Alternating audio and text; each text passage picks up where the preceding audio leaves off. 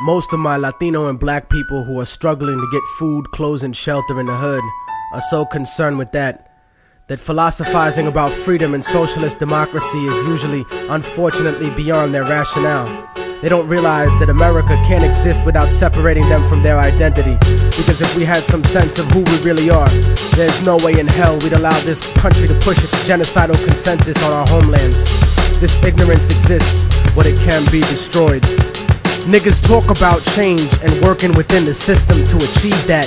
The problem with always being a conformist is that when you try to change the system from within, it's not you who changes the system, it's the system that will eventually change you. There is usually nothing wrong with compromising a situation, but compromising yourself in a situation is another story completely. And I have seen this happen long enough in the few years that I've been alive to know that it's a serious problem. Latino America is a huge colony of countries whose presidents are cowards in the face of economic imperialism. You see, third world countries are rich places, abundant in resources, and many of these countries have the capacity to feed their starving people and the children we always see digging for food and trash on commercials. But plutocracies, in other words, a government run by the rich, such as this one, and traditionally oppressive European states, force the third world into buying overpriced, unnecessary goods while exporting huge portions of their natural resources. I'm quite sure that people will look upon my attitude and sentiments and look for hypocrisy and hatred in my words. My revolution is born out of love for my people, not hatred for others. You see, most of Latinos are here because of the great inflation that was caused by American companies in Latin America. Aside from that, many are seeking a life away from the puppet democracies that were funded by the United States. Places like El Salvador, Guatemala, Peru, Colombia, Nicaragua, Ecuador, and República Dominicana. And not just Spanish-speaking countries either, but Haiti and Jamaica as well.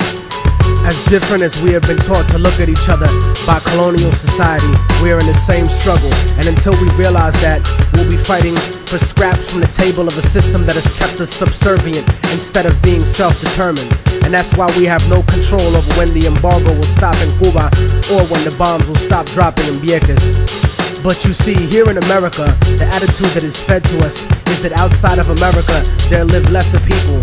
Fuck them, let them fend for themselves. No, fuck you. They are you.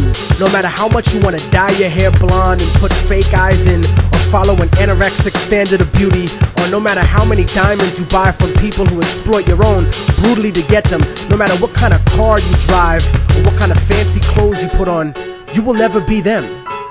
They're always gonna look at you as nothing but a little monkey. I'd rather be proud of what I am rather than desperately try to be something I'm really not, just to fit in. And whether we want to accept it or not, that's what this culture or lack of culture is feeding us.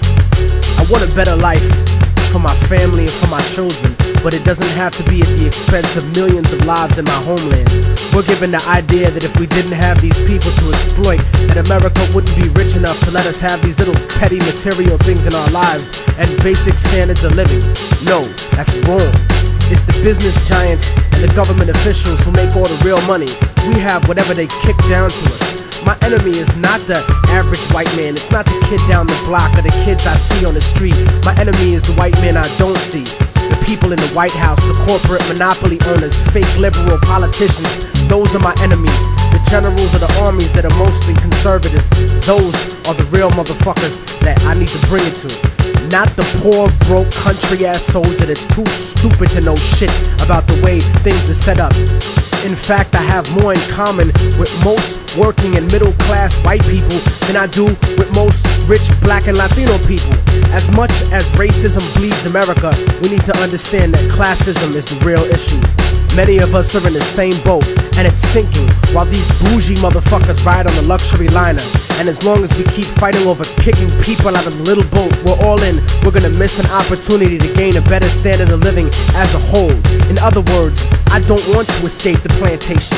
I want to come back, free all my people, hang the motherfucker that kept me there, and burn the house to the goddamn ground. I want to take over the encomienda and give it back to the people who work the land. You cannot change the past, but you can make the future. And anyone who tells you different is a fucking lethargic devil.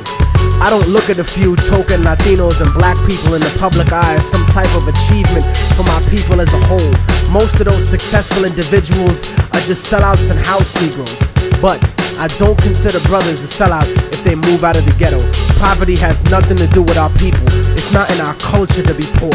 That's only been the last 500 years of our history. Look at the last 2,000 years of our existence and what we brought to the world in terms of science, mathematics, agriculture, and forms of government. You know, the idea of a confederation of provinces where one federal government controls the states? The Europeans who came to this country stole that idea from the Iroquois League. The idea of impeaching a ruler comes from an Aztec tradition. That's why Montezuma was stoned to death by his own people, because he represented the agenda of white Spaniards once he was captured, not the Aztec people who would become Mexicans. So in conclusion, I'm not gonna vote for anybody just because they black or Latino. They have to truly represent the community and represent what's good for all of us proletariat. Porque si no, entonces te mando pa'l carajo, cabrón, gusano, hijo de puta. Seramos libres pronto. ¡Viva la revolución! ¡Viva la revolución!